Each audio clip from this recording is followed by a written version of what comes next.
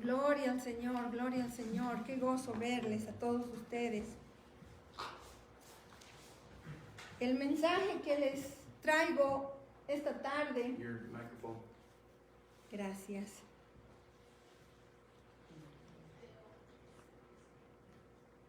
El título del mensaje que les traigo esta tarde es un poco largo.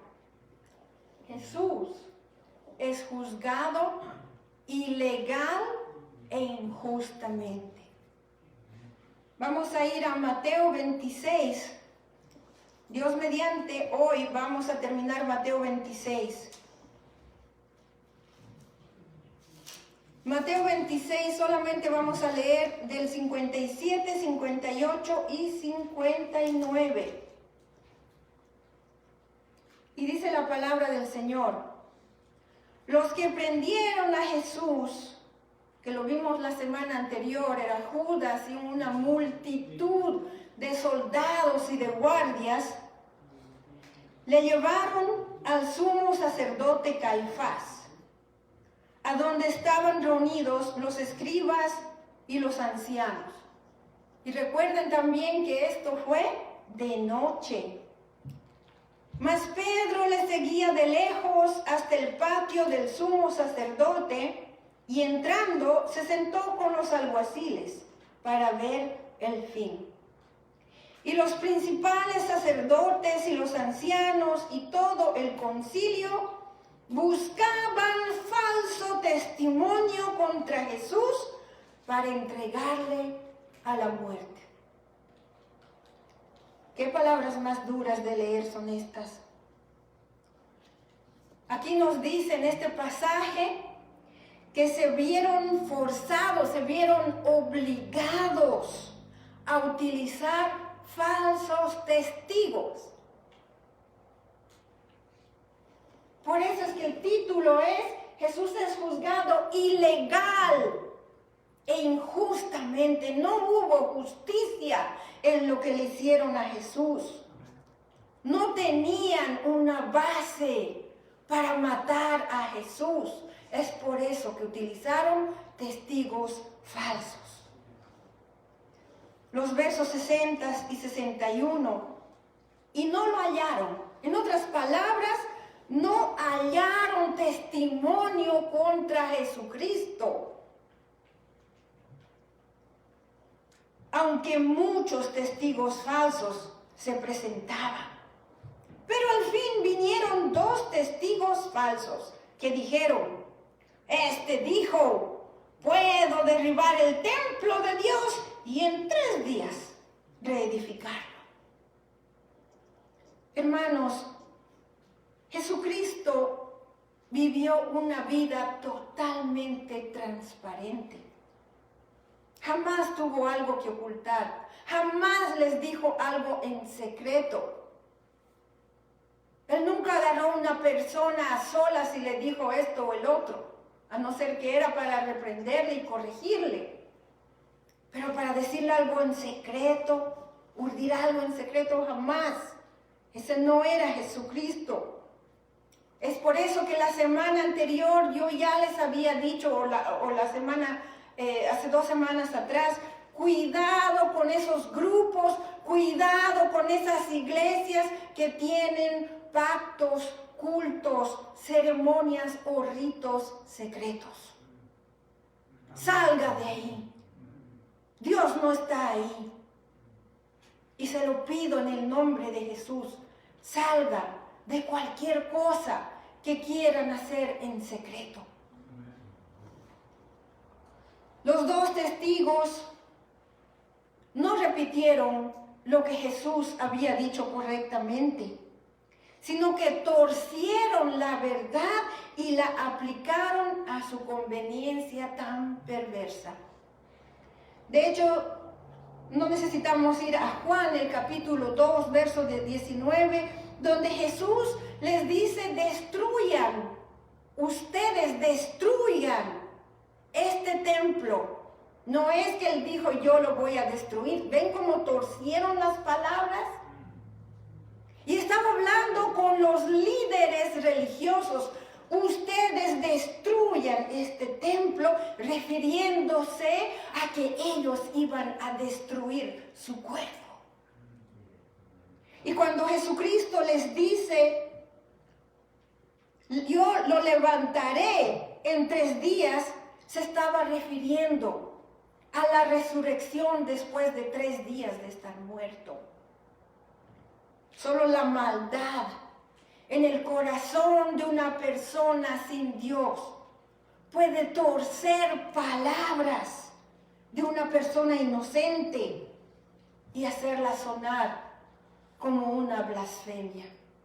Y creo que muchos de nosotros hemos sido víctimas de testimonios falsos que tuercen nuestras palabras para hacernos ver mal, para dar falso testimonio. Versos 62 y 63 dice, y levantándose el sumo sacerdote le dijo, ¿no respondes nada? ¿Qué testifican estos contra ti? Mas Jesús callaba. Entonces el sumo sacerdote le dijo, te conjuro por el Dios viviente, que nos digas si eres tú el Cristo, el Hijo de Dios. Dice el principio de estos versos, Jesús callaba. Esa fue una lección muy grande para mí. Porque cuando se levantaron personas calumniadoras, mentirosas, lo primero que yo quise hacer fue defenderme y decir, no es cierto, está mintiendo. Quería confrontar a esas personas y decirles en su cara, eres una mentirosa. Pero aquí está el ejemplo de Jesucristo que dice, Jesús callaba. Y hermanos, hermanas, qué difícil es callarse cuando a uno le están acusando injustamente. Qué difícil es aguantarse callado las calumnias que uno habla contra una persona inocente. Pero ¿sabes qué, hermano, hermana? Mi querido cristiano, eso es lo que necesitamos aprender de Jesús. Callarnos.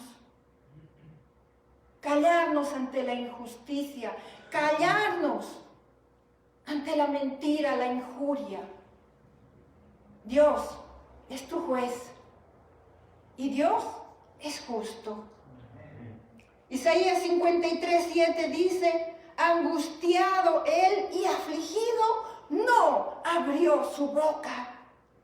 Como cordero fue llevado al matadero y como oveja delante de sus trasquiladores enmudeció y no abrió su boca. Jesús tenía muchos testigos. Eso es lo que estaban pidiendo el sumo sacerdote. Testigos. Y Jesús tenía muchos testigos de sus palabras y de sus obras. El primer testigo de sus palabras y de sus obras era la Biblia misma. Los profetas del Antiguo Testamento que habían hablado de Jesús y todo eso se había cumplido. Jesús tenía testigos en todo lugar donde él había enseñado o predicado. Porque Jesús no era simplemente de palabras. Jesús hizo milagros. Vamos a ir al siguiente, por favor. La Biblia, el Nuevo Testamento, las palabras que entre sus discípulos y otras personas escribieron, se han preservado. Y la palabra de Dios, cuando usted lee la vida de Jesucristo, ahí están testigos. Cada enfermo que Jesucristo sanó, cada sordo que pudo escuchar, cada ciego que pudo ver, cada muerto que resucitó de los muertos, cada endemoniado que fue liberado por el poder de Jesucristo. Más de 9,000 personas que comieron pan en 2 ocasiones. ¿Cuántas vidas fueron transformadas por el amor y la gracia de Jesucristo? Cada uno de ellos podía haber sido un testigo para Jesucristo. Todos esos milagros, cada una de esas personas, cada reportaje de cada milagro de Jesucristo es testimonio de que Jesucristo verdaderamente es Dios. Eso es lo que testifican. Jesucristo no necesitaba abrir los labios. Pero mi pregunta para ustedes: ¿por qué adoramos otras cosas?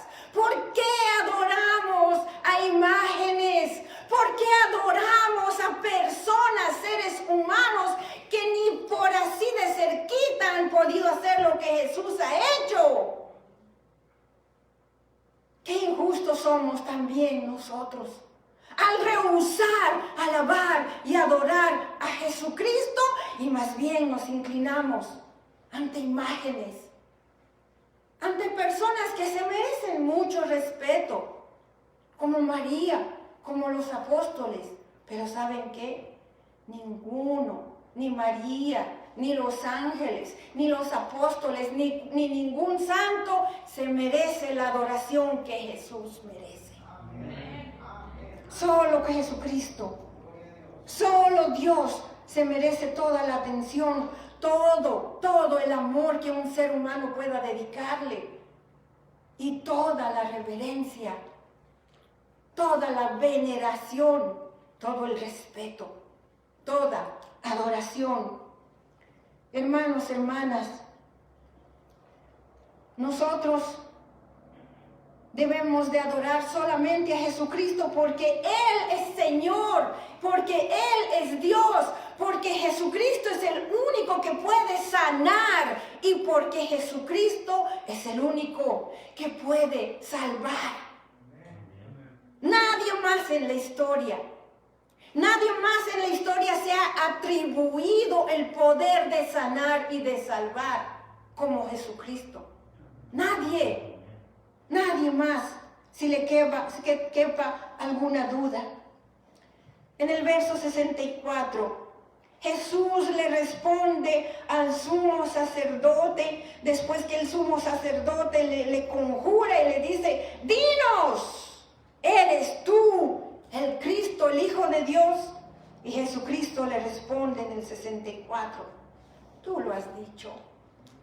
Y además les digo que desde ahora verán al Hijo del Hombre sentado a la diestra, a la derecha del poder de Dios y viniendo en las nubes del cielo.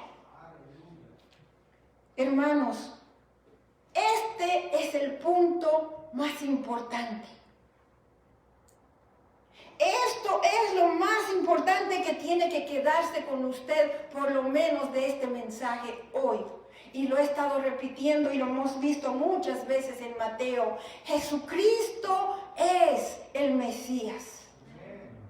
Jesucristo es el ungido de Dios, ungido por el Espíritu Santo de Dios para hacer las obras de Dios. Jesucristo es el Hijo de Dios. Él jamás lo negó.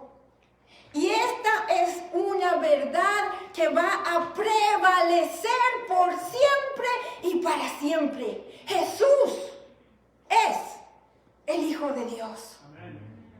Y nadie lo va a poder cambiar en absoluto.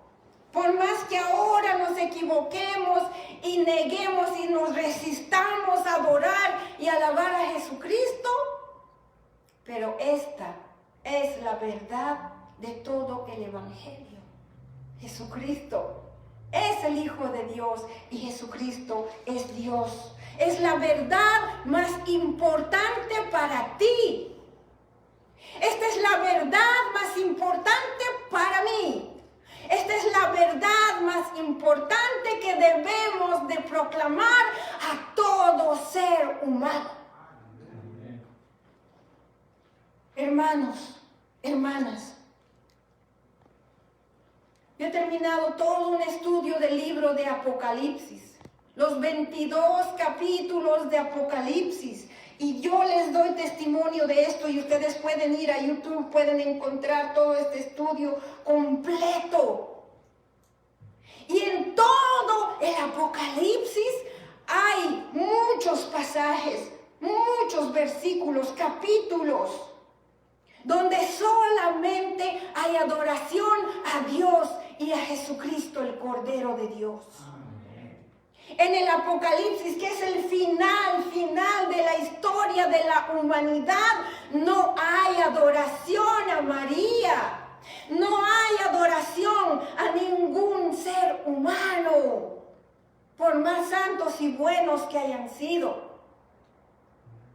Cuando un ángel estaba a punto de ser adorado, el ángel le detuvo. No lo hagas. Yo soy como tú, siervo de Dios.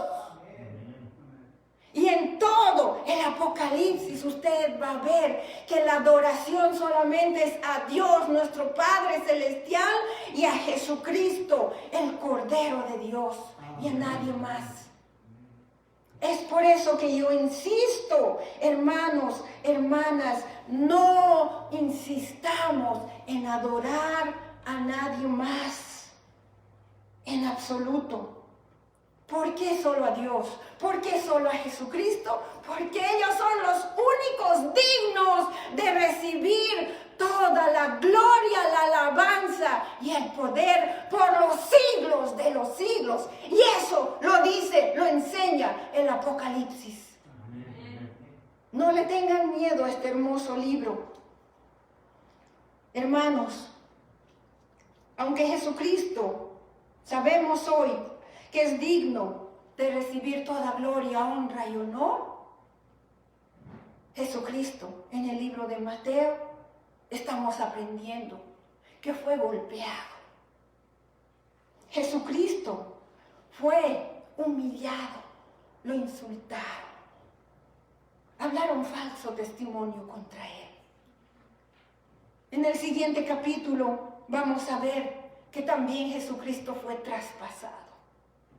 Y Jesucristo murió en una cruz injustamente para salvarnos a nosotros, a cada uno de nosotros, a ti, a mí, de nuestros pecados.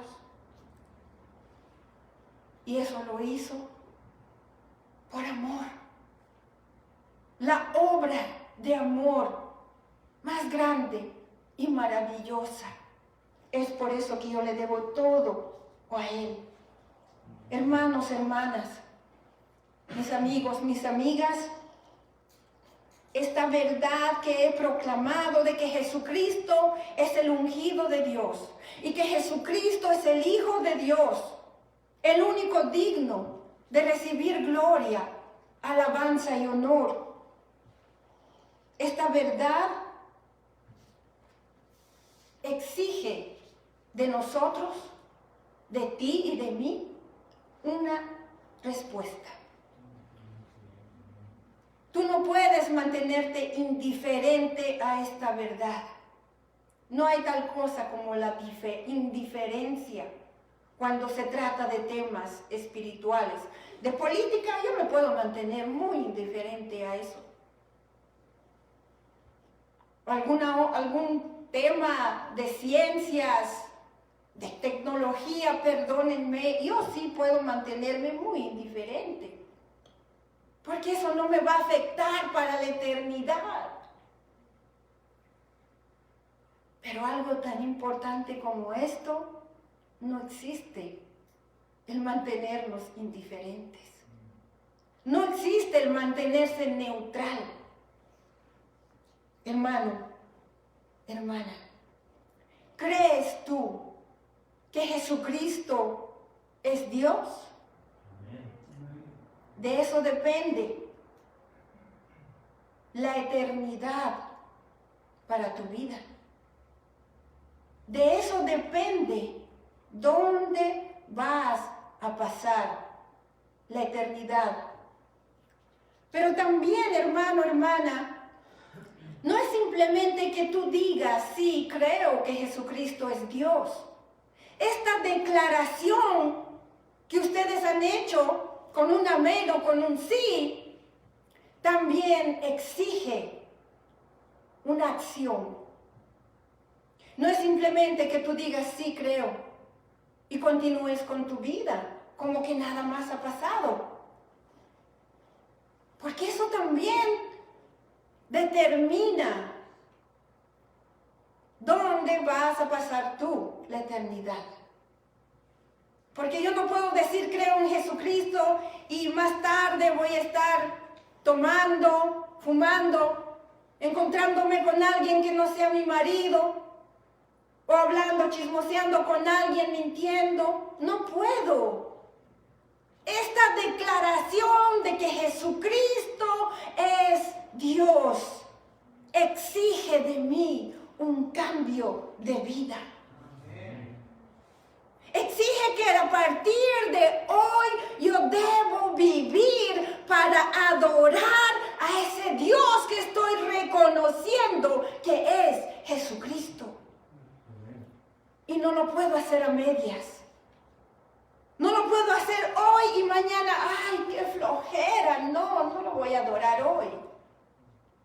Hermano, hermana, por el trabajo nos esforzamos. El lunes, aunque va a haber hielo, aunque va a estar frío, ¡wow! Nos levantamos rápido a trabajar. ¿Y sabes qué? Por esa declaración que has hecho que Jesucristo es Dios, también exige que tú, con el mismo entusiasmo que te levantas a trabajar o para la escuela, también adores a Jesús. Amén. Con tu vida entera, no hoy o cuando se te ocurra. Toda tu vida debe ser para amar a Jesús, para vivir para Él, para honrarlo, para obedecerle y adorarlo. ¿Cuántos dicen amén? Amén. Gloria al Señor. Qué alegría escuchar tantas voces. Espero que hayan sido todas sus voces. Amén. Gloria a Dios. En este pasaje que hemos visto, aparentemente los enemigos de Jesús están haciendo con Él lo que quieren. Pero ¿saben qué, hermanos, hermanas? En este pasaje que Jesús habló, Jesús está proclamando su victoria de la que esas personas en ese juicio injusto iban a ser testigos en el día final. Dios tiene paciencia. Hasta el día final ellos verán al Hijo del Hombre sentado a la derecha del poder de Dios y viniendo en las nubes del cielo. Según Apocalipsis, ese es el final de todo. Cuando Jesús vendrá a reinar en esta tierra. En el momento de este juicio injusto, Caifás el sumo sacerdote tomó el lugar de juez ante Jesucristo. Pero él fue injusto. En el día final, Jesús tomará su lugar de juez ante Caifás y ante todas las personas que lo rechazaron. Y Jesús será justo. El verso 65 dice: entonces el sumo sacerdote rasgó sus vestiduras diciendo: ¡ha blasfemado! ¿Qué más necesidad tenemos de testigos? He aquí, ahora mismo han oído su blasfemia. ¡Qué triste! Blasfemia. ¿Qué es blasfemia? Blasfemia es todo insulto que demuestra desprecio o falta de respeto a Dios, a Jesucristo, al Espíritu Santo o a las cosas que se consideran santas. Acusaron a Jesús de blasfemia cuando estaba diciendo la verdad, de que Él sí es el ungido de Dios y es el Hijo de Dios. Los versos 66 al 68 dice, ¿qué les parece? Y respondiendo ellos dijeron, es reo de muerte. Entonces le escupieron en el rostro y le dieron de puñetazos y otros le abofeteaban diciendo, profetízanos, Cristo, ¿quién es el que te golpeó? Cuando dice es reo de muerte, quiere decir se merece la muerte.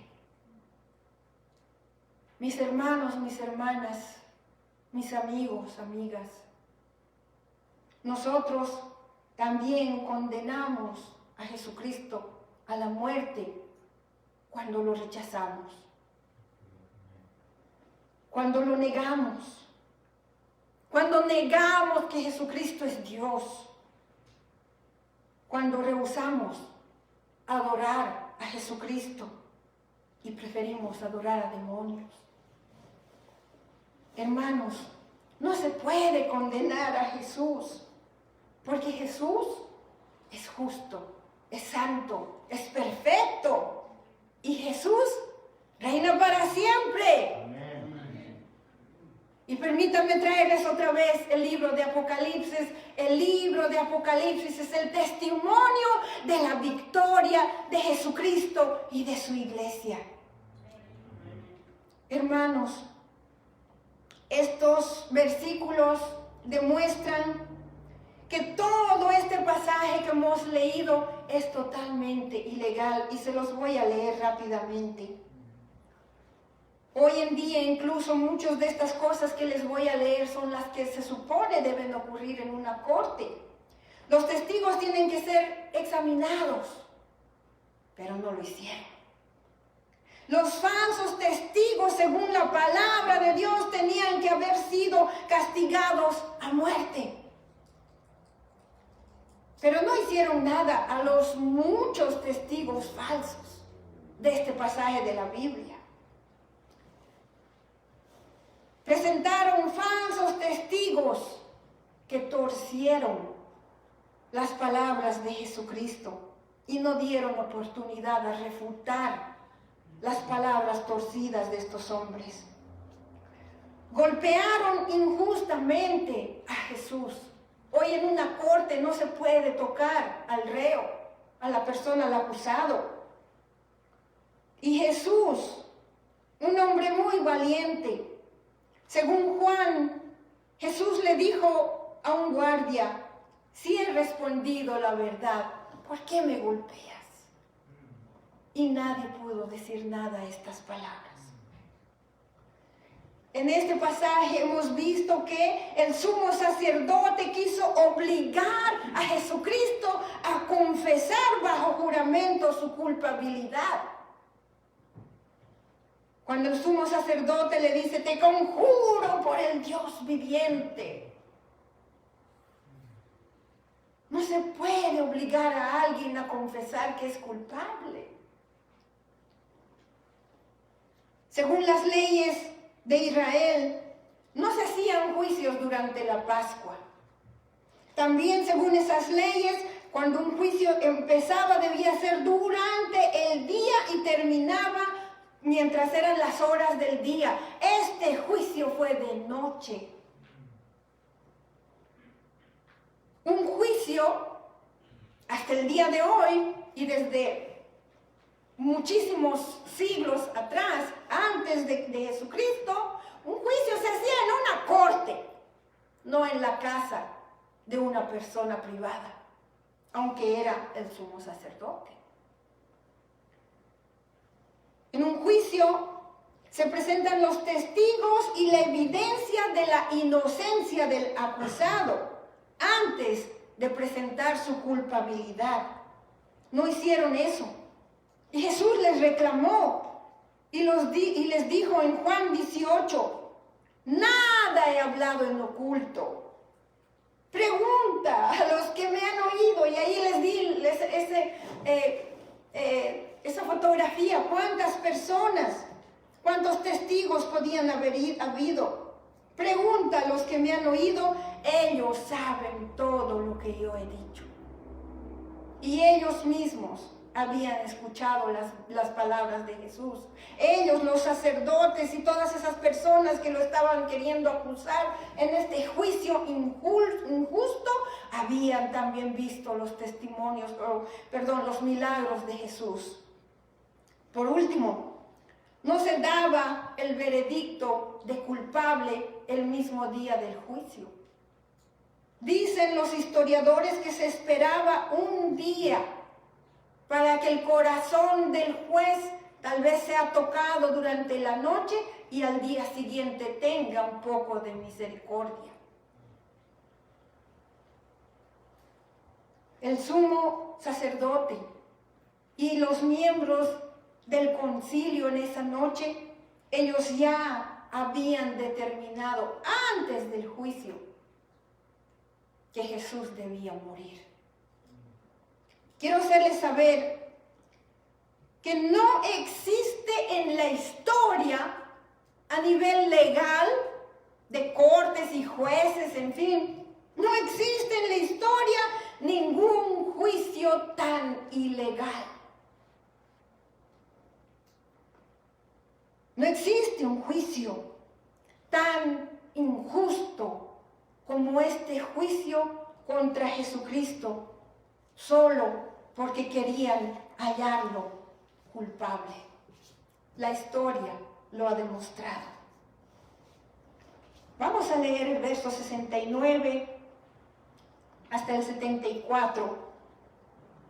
Pedro estaba sentado fuera en el patio y se le acercó una criada diciendo: «Tú también estabas con Jesús el Galileo». Mas él negó delante de todos diciendo: no sé lo que dices.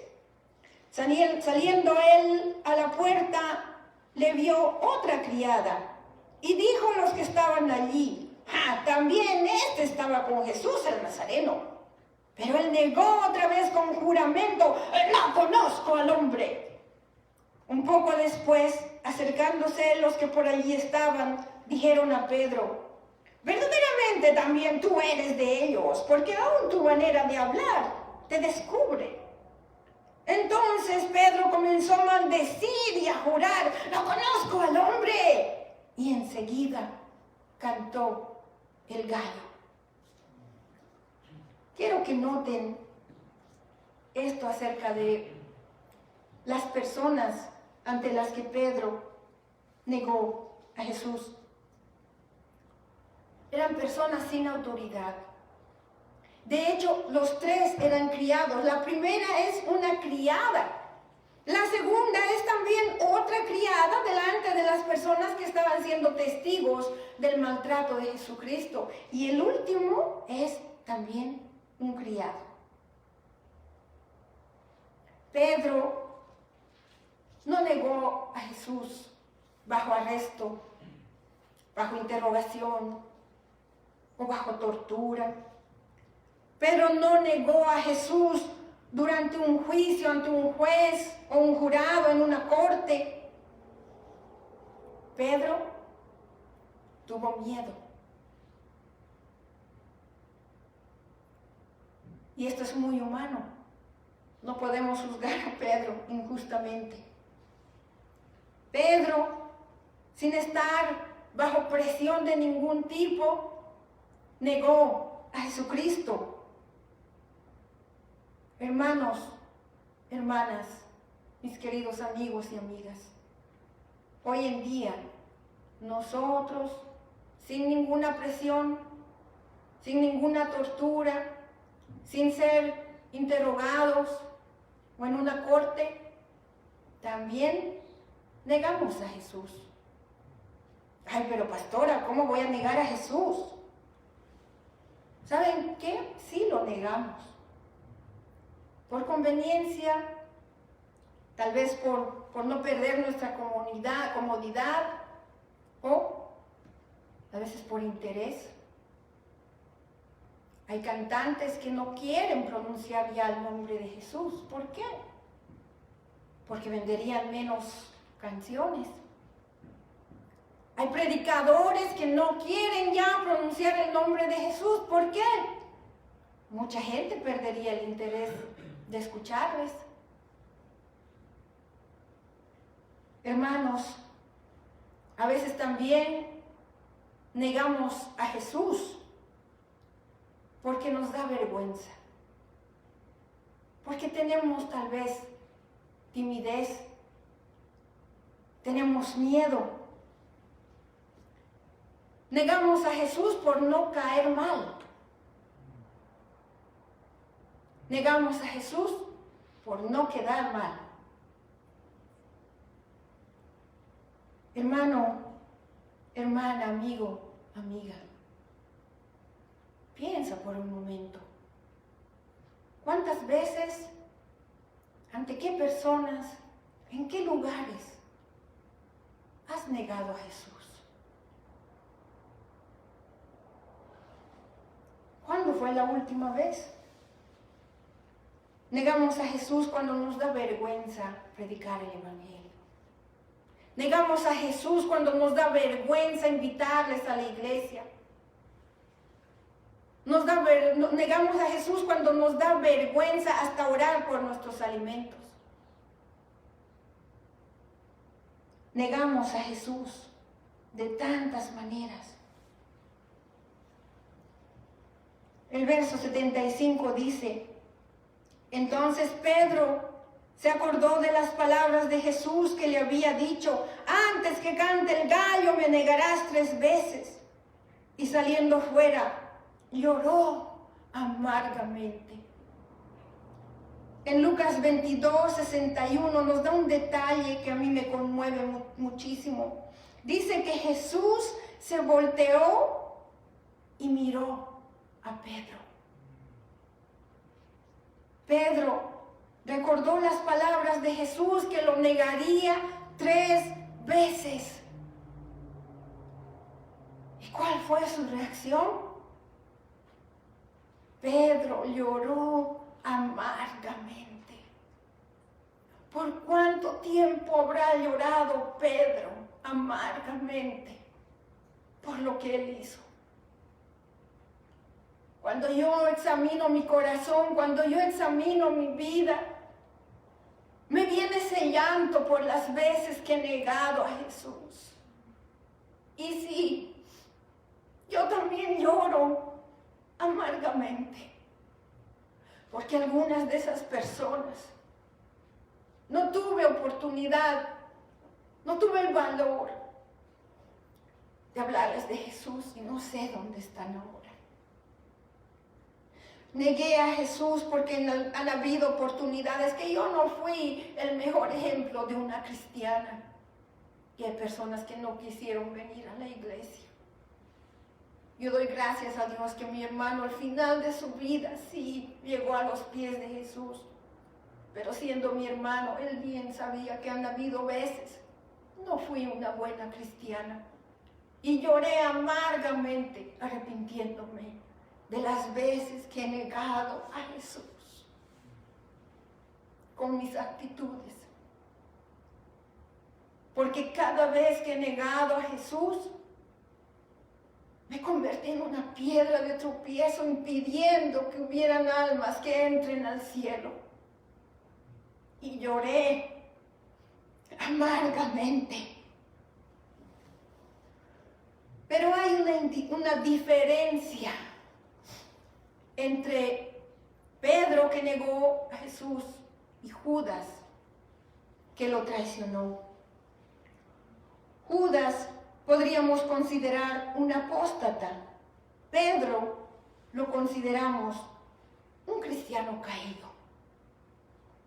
Un apóstata es una persona que ha negado la verdad, abandonado su fe. Y aunque sienta gran remordimiento, no se arrepiente. Un cristiano caído puede ser restaurado si se arrepiente. Amén. Hermano, hermana, amigo, amiga, mientras hay oportunidad, podemos pedir perdón a Dios y ser restaurados y reconciliados con Dios. Mientras es posible, tomemos esta decisión de cambiar y abandonar el mal. Hermano, hermana, si tú sientes algún remordimiento, no te quedes ahí. Pide perdón al Señor. Cambia. Arrepiéntete en el nombre de Jesús. Voy a pedir a nuestro muy querido hermano Juan que nos ayude a cerrar con una última oración.